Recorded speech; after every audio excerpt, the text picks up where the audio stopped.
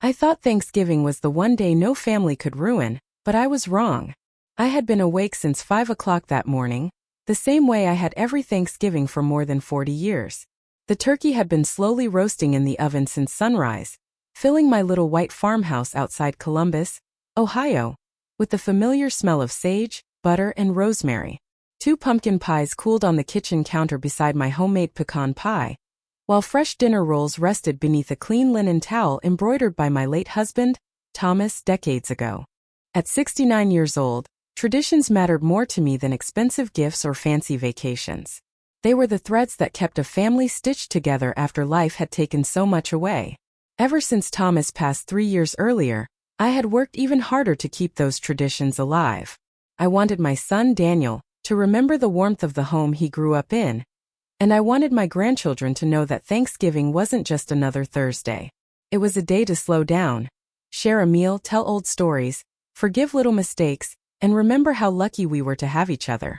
At least that was what I still believed. By noon, every place at my dining table had been carefully arranged. My grandmother's china gleamed beneath the soft light above the table. Crystal glasses sparkled beside neatly folded cloth napkins. Small handwritten place cards rested beside every plate, something I had made every year since Daniel was a little boy who loved pretending dinner was held at a grand hotel. I smiled as I placed his card in its usual seat. Across from him sat Ashley's place card. My daughter-in-law had always insisted she loved Thanksgiving, yet somehow she had changed little pieces of it every single year since marrying Daniel. One year she said homemade cranberry sauce was outdated. Another year she suggested everyone meet at an expensive restaurant instead. Last year she complained my house was too small for modern family gatherings. Each comment sounded harmless by itself, but together they slowly chipped away at traditions that had survived generations. Still, I never argued. I believed peace inside a family was worth protecting. Around 2 o'clock my phone buzzed with a message from Ashley. Running a little behind. Don't wait on us. I stared at the screen longer than I should have. It was a simple text, polite enough on the surface, yet something about it settled heavily in my chest. They only live 25 minutes away. Daniel usually called if they were delayed. Ashley always texted. I set the phone down and continued stirring the gravy, telling myself not to overthink it. Outside, golden leaves drifted across the backyard where Daniel used to play football with his father every Thanksgiving afternoon. I could almost hear Thomas laughing as he purposely let Daniel score another touchdown. Those memories felt so close that sometimes I caught myself expecting the back door to swing open and hear his boots crossing the hardwood floor. Instead, the house answered with silence. I checked the clock again, then the driveway, then my phone. Everything looked perfect. Everything smelled perfect. Yet for reasons I couldn't explain, I had the unmistakable feeling that before this Thanksgiving dinner was over, something far more important than a holiday meal was about to be taken away from me. I kept telling myself there was nothing unusual about a family arriving late on a holiday. Traffic around Thanksgiving could be unpredictable, especially with everyone traveling to see relatives. Even so, I found myself wiping the already spotless kitchen counters for the 3rd time and adjusting the silverware that had not moved an inch. The clock above the stove seemed louder than usual, each tick stretching the silence inside the house. At 2:30, I looked out the front window again. The driveway remained empty except for my aging blue sedan that Thomas had insisted on keeping in perfect condition. I could almost hear his gentle voice reminding me not to worry before there was something to worry about. He always had a way of calming my restless thoughts. That gift disappeared with him, leaving me to argue with my own fears. I walked into the living room where family photographs covered the mantel.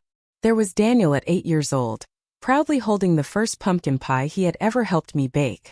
Another picture showed him standing beside Thomas after catching his very first turkey during a youth hunting weekend, both of them smiling as though nothing in life could ever separate them. Then there was our newest family portrait from 2 years earlier. Ashley stood in the center with one arm around Daniel, while the grandchildren smiled in matching sweaters. I noticed something that had escaped me before. I was standing slightly behind everyone else. At the time I thought nothing of it. Looking at it now, it felt strangely symbolic. Little changes had become a pattern after Ashley joined the family. Sunday dinners quietly disappeared because she said weekends were too busy. Christmas mornings became afternoon visits because her parents had started hosting breakfast. Birthdays were shortened because the children had activities. None of those decisions sounded cruel by themselves. Each one came wrapped in practical explanations that were difficult to argue against. Yet somehow the result was always the same. I saw my family less often, knew less about their lives, and slowly became someone they visited instead of someone they depended on. Daniel never sounded unkind. If anything, he always seemed exhausted, apologizing for schedules that were apparently beyond his control. I accepted every explanation because I loved my son more than I loved being right. At 3 o'clock, another message appeared on my phone. Ashley wrote that they had made one quick stop and would arrive soon. No explanation. No apology. Just another delay.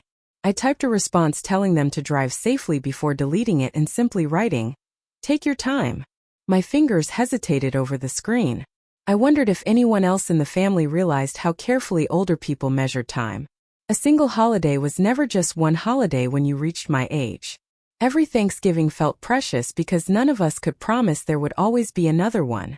I returned to the oven and lowered the temperature to keep the turkey warm. The aroma still filled every corner of the house, but it no longer brought comfort. It reminded me of all the Thanksgivings that had come before, when laughter arrived long before dinner did. Standing alone in my kitchen, I realized I had spent the entire afternoon protecting traditions that perhaps no one else was trying to protect anymore. And somewhere deep inside me, a quiet question began forming. Had this family simply grown apart over time, or had someone been carefully pulling us apart one holiday after another without me ever noticing? The headlights finally appeared through the front window just after 3:30. Relief washed over me before I could stop it. I smoothed the front of my sweater, took a slow breath, and opened the door before anyone had the chance to ring the bell. Daniel stepped out first, carrying a bakery box instead of the homemade apple pie he had always brought with the children. Ashley followed behind him, perfectly dressed as though she were arriving for a magazine photo shoot rather than a family holiday. The children hurried past me with quick hugs before disappearing into the living room, their attention already fixed on the tablets they carried in their backpacks. I smiled anyway. Children lived in a different world now, I reminded myself. Daniel kissed my cheek. His smile looked tired, almost rehearsed. "Everything smells wonderful, Mom," he said, avoiding my eyes for only a second, but I noticed. I always noticed the little things. Ashley glanced around the dining room before offering a compliment about the decorations. Her words were pleasant, yet they carried the distant politeness of someone speaking to a neighbor instead of family. Then she quietly moved one of the place cards without asking. She explained that it would make conversation easier if everyone sat differently. It was such a small gesture that anyone else might have ignored it. I simply watched as years of tradition shifted by a few inches across the table. During dinner preparation, she opened cabinet doors without asking where anything belonged, commenting that perhaps next year it would be easier if Thanksgiving were hosted at her house instead. She laughed softly after saying it, as though it were only a casual thought, but Daniel nodded before I had a chance to answer. "It would probably be more convenient for everyone," he added. Convenient. That word lingered in my mind. Families had once gathered wherever love welcomed them. Now everything seemed measured by convenience, travel time, parking spaces, and modern kitchens. While everyone settled into the living room before dinner, I returned to the kitchen to finish the gravy. The voices drifted toward me through the hallway, blending with the quiet hum of the oven. I was not trying to listen. I simply stopped moving when I heard Ashley lower her voice. "We have to bring it up tonight," she said. "If we wait until Christmas, she will have more time to change her mind." My hands froze around the wooden spoon. Daniel answered so quietly that I could barely hear him. "I know. I just do not want to upset her today." Ashley sighed. "She will be upset no matter when we say it. Better to handle it while everyone is here." My heartbeat slowed instead of racing. Something inside me became unexpectedly calm. I did not know what they were planning, but I knew two things with complete certainty. First, this conversation had started long before today. Second, I was the only person in the house who had not been invited into it. I stirred the gravy once more, placed the spoon gently on its resting dish, and looked out the kitchen window toward the empty backyard where Thomas and Daniel had once laughed together every Thanksgiving afternoon. For the first time since my husband passed away, I realized that silence could reveal far more than words ever could, and I quietly decided that before this day was over, I would pay attention to everything they said, everything they avoided saying, and every smile that did not quite reach their eyes. We gathered around the dining table just before 4 o'clock, and for a little while everything looked exactly the way it always had. The children laughed as they argued over which pie they wanted first. Daniel carved the turkey with the same electric knife his father had used for years. Ashley complimented the stuffing and even asked for my recipe, smiling so naturally that I almost questioned what I had overheard in the kitchen. Almost. The conversation drifted from school projects to football games, holiday shopping, and neighborhood news. I answered when someone spoke to me, but I found myself watching instead of participating. Ashley had a habit I had never noticed before. Every time Daniel started telling an old family story, she gently redirected the conversation toward something else. When the children asked about the Thanksgiving parade they used to watch with their grandfather, she quickly suggested they talk about their upcoming ski trip instead. It was subtle enough that no one reacted. Yet every memory connected to this house quietly disappeared before it had a chance to settle around the table. After dinner I carried the empty serving dishes into the kitchen, while everyone remained in the dining room finishing dessert.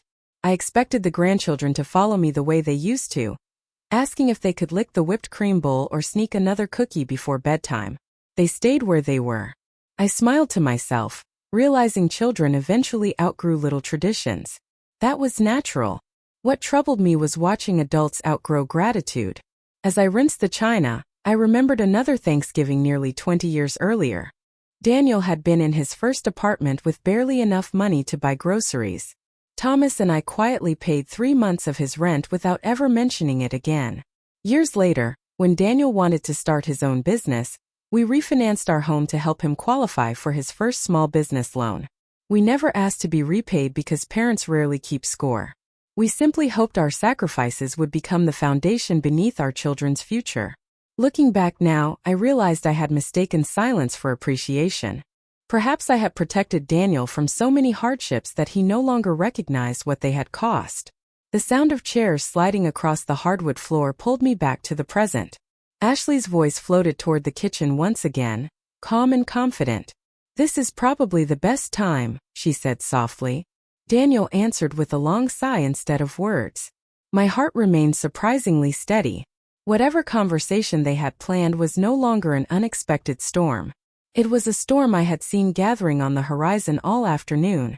I dried my hands carefully, folded the kitchen towel, and placed it exactly where it belonged beside the sink.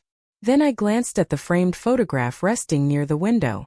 Thomas smiled back at me from a fishing trip we had taken during our 40th wedding anniversary. He always believed that character revealed itself during ordinary moments, not dramatic ones.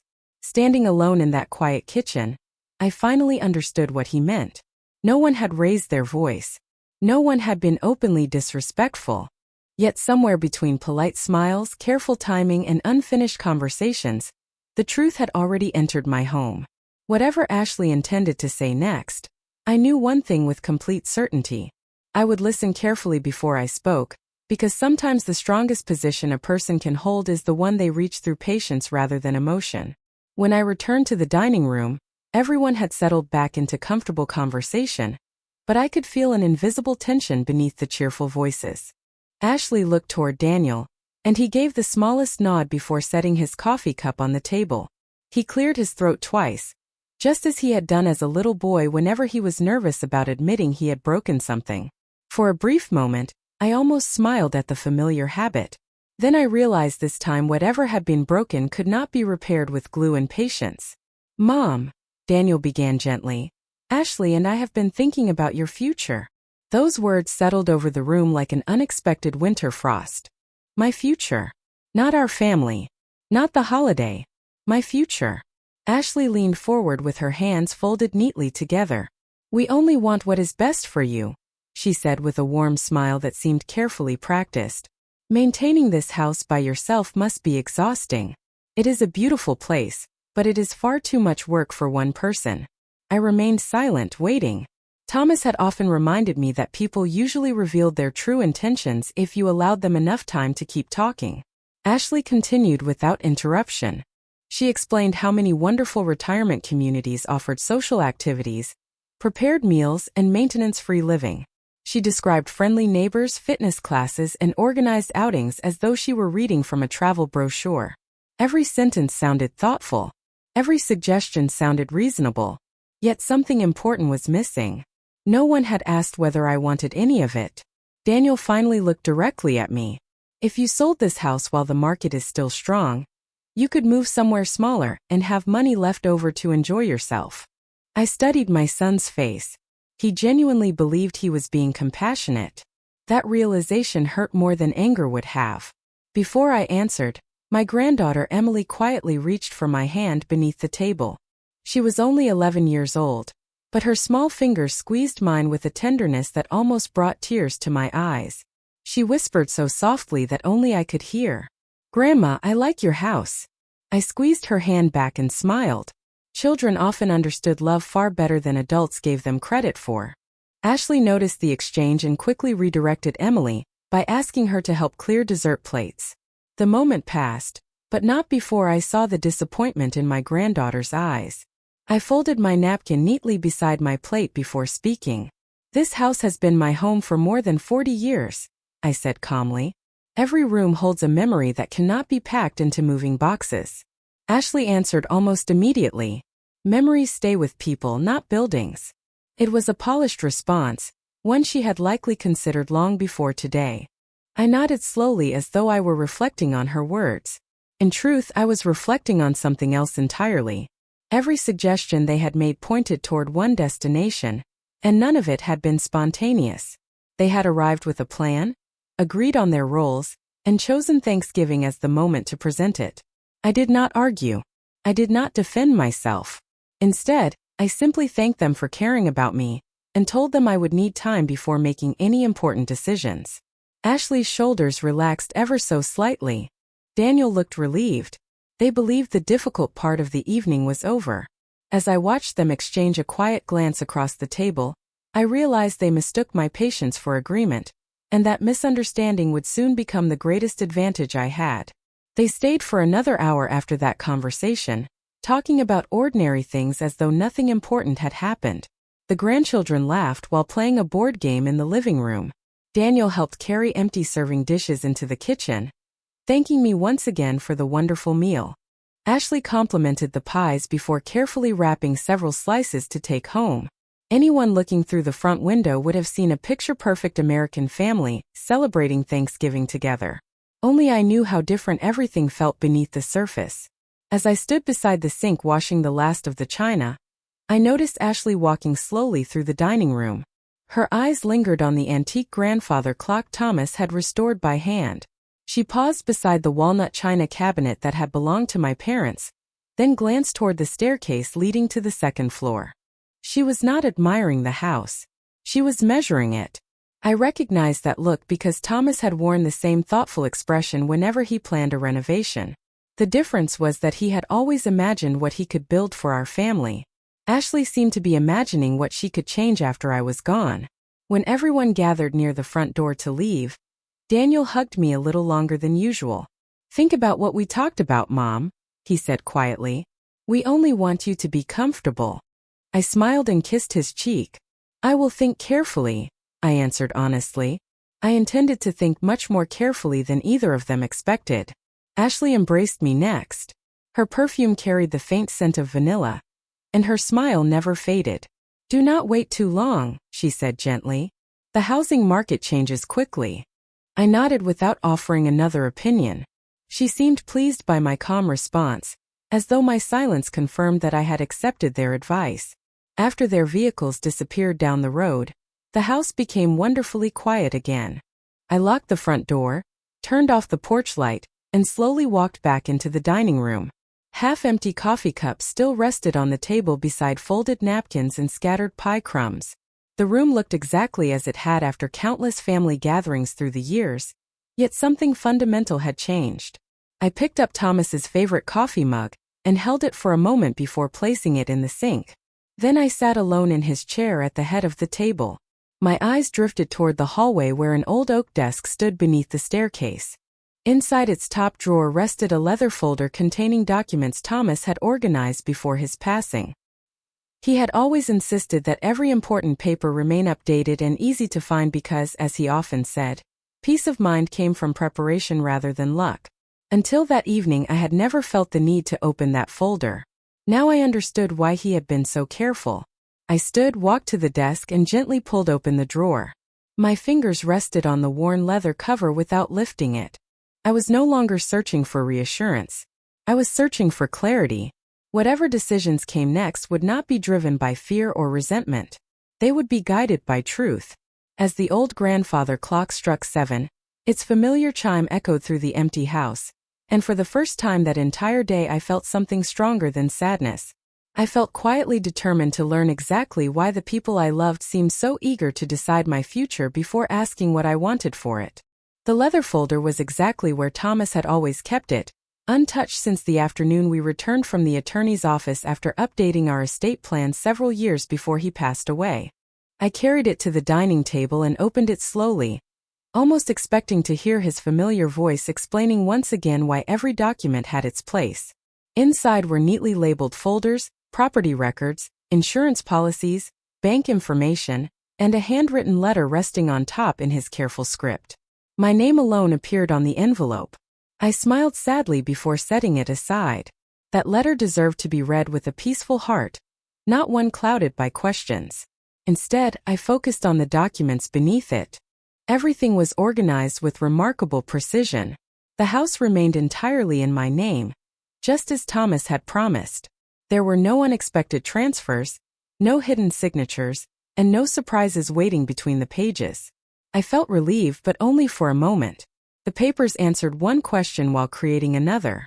If nothing had changed legally, why had Daniel and Ashley sounded so certain that my future should unfold according to their plan? I closed the folder and looked around the quiet dining room. Every chair now sat empty. The candles had nearly burned down to their holders, their soft light flickering across family photographs hanging on the walls. I realized something that had escaped me throughout the day. Ashley had never once asked what made me happy. She had spoken about convenience, maintenance, expenses, safety, and practical decisions, but never about home, memories, friendships, or the life I had built here. To her, the house appeared to be a property. To me, it was the place where my son took his first steps, where Thomas taught Emily how to decorate Christmas cookies, where birthdays, graduations, and quiet Sunday mornings became part of the walls themselves. I carefully returned every document to the folder before reaching for my telephone. There was one person I trusted completely outside my own family, Martin Brooks, the attorney who had handled Thomas's affairs for many years. I did not intend to accuse anyone of wrongdoing. I simply wanted clarity from someone who understood both our legal plans and Thomas's intentions. It was Thanksgiving evening, so I did not call. Instead, I left myself a handwritten note on the kitchen calendar. Call Martin on Monday morning. I underlined it once and placed the pen beside the phone.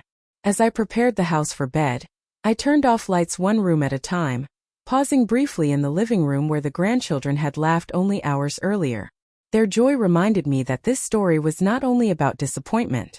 It was about protecting the values that would eventually shape their understanding of family as well. Before climbing the stairs, I looked through the front window at the quiet street covered with fallen autumn leaves. Thanksgiving had not ended the way I imagined when I woke before sunrise. It had not broken my spirit, but it had opened my eyes. Somewhere beneath polite smiles and carefully chosen words, a truth had been waiting for me to notice. On Monday morning I would begin searching for it with patience instead of anger, because I had learned that the strongest answers rarely arrive during the loudest moments. They appeared quietly, one honest conversation and one careful discovery at a time.